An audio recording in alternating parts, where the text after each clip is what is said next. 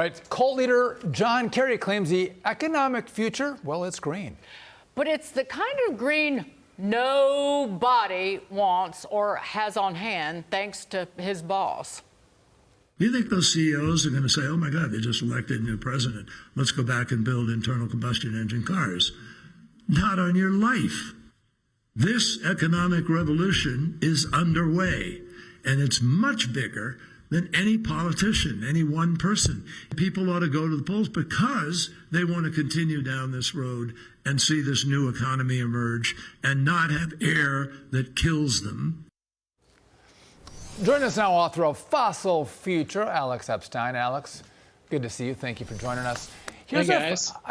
Here's my question for you. So John Kerry is talking about CEOs are going to make the transition. And I wonder, is it because it's good business to make the transition, or is it because you have government bureaucrats, government regulation that's pushing businesses only one way? They're not making decisions based on choice, but decisions based on government rules. I mean, what's interesting is how much the quote unquote green energy industry is struggling despite really unprecedented government favoritism. I mean, this whole idea of net zero by 2050, which I've argued is one of the most catastrophic ideas ever conceived because it would ruin billions of lives and shorten billions of lives. This is literally the most popular political idea in the world. Basically, every government has agreed to it, including ours. Financial institutions do. Businesses say they do. So everyone is trying to push us in the direction of solar and wind. And by the way, they have been very unfriendly to nuclear, which shows that they're not actually that interested in energy that's low carbon. They're just sort of hostile to industry.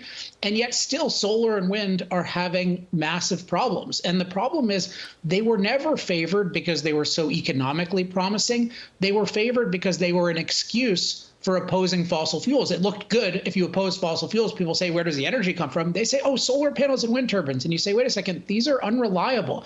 How are you going to back these things up? Are you going to have, I've calculated, $590 trillion worth of Elon Musk's batteries? Is that what you're going to have, to back it up for a few days? This is not a serious idea. It's an unserious idea put forward by anti-fossil fuel, anti-energy people, and it's blowing up around the world. Kerry wants a nice exit, so he's pretending it's not, but that's the reality.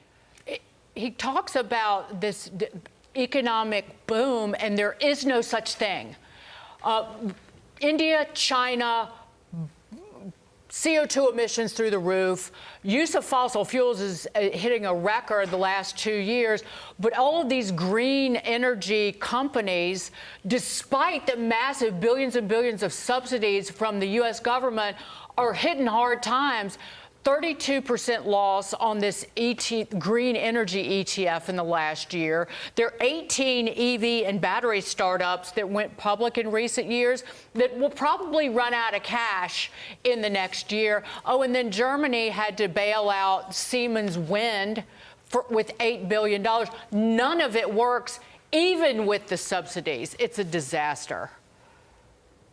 Yeah, I think that's exactly right. And it shows how fundamentally unsound it is to have what I call government dictated green energy, that the government is going to dictate what kind of energy we use. First of all, that's a disaster. And second of all, it's going to favor specifically unreliable solar and wind. It doesn't make any sense for the unreliability reasons. It also doesn't make any sense for the scalability reasons. You're talking about having literally the largest mining project in human history occur in a green political environment that hates mining and other forms of human impact. Is this a serious thing that the green movement wants the largest mining project in human history? No, it is not. Again, it's just an excuse for opposing fossil fuels. Yeah, and you look how cold it is across the Midwest and the North.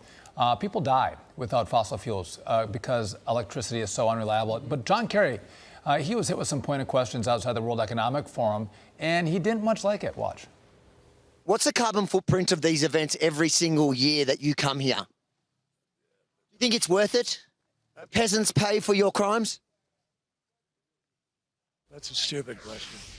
Yeah, Alex, it's a stupid question because their carbon footprint is massive. And they go like, oh, but we buy carbon offsets, which is total garbage. If you believe the world's going to end, buy the carbon offsets and don't fly the private plane. Do them all to save the world. Don't just go, no, I can fly, but you can't because I have the money.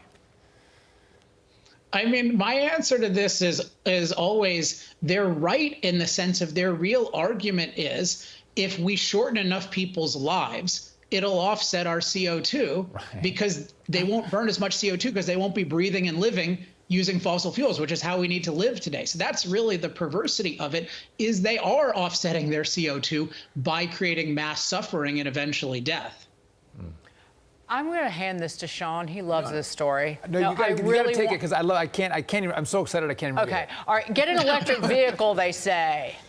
It's good for the environment, they say. But what they didn't tell you is when it gets cold outside, you are shit out of luck. Tesla owners in Chicago learned that real quick. Do you find this acceptable? No, not at all. It's just frozen, and so I'm now getting it towed to the Tesla service center because that's my only option. No juice, it's still on 0%, and this is like 3 hours this morning being out here. You know, Alex, this story is amazing because I'm from northern Wisconsin, and everyone will say, you have a charging problem, but it's too darn cold for these things to operate, and this is all they want us to drive? Take away the combustion engine, and you're stuck with this, an unworkable vehicle? I mean, so once again, this is a failure of government-dictated green energy. Instead of saying, hey, let's let all forms of energy compete for different purposes, let's actually require EVs to be cost-effective in the full sense, including they actually operate when it's cold, which is a pretty important thing to be able to do. Instead, they get foisted on us. We have to pay tons of money so that mostly wealthy people can drive them. And then, of course, when it gets tough, once again, fossil fuels save the day. It's just like we're having, this Arctic blast all over the place. What's saving the day? In Alberta, Canada, is it wind and solar? No, they're totally out to lunch. It's fossil fuels. That's what's actually propping up civilization. That's what makes it possible for us to have amazing lives. And if you want to beat fossil fuels, go for it. But go for it under a free market. Don't try to banish fossil fuels with government-dictated green energy. It's a fossil future, like your book. Alex Epstein, There you for go. joining us. We Available on appreciate it. Amazon. On Amazon. Good deal.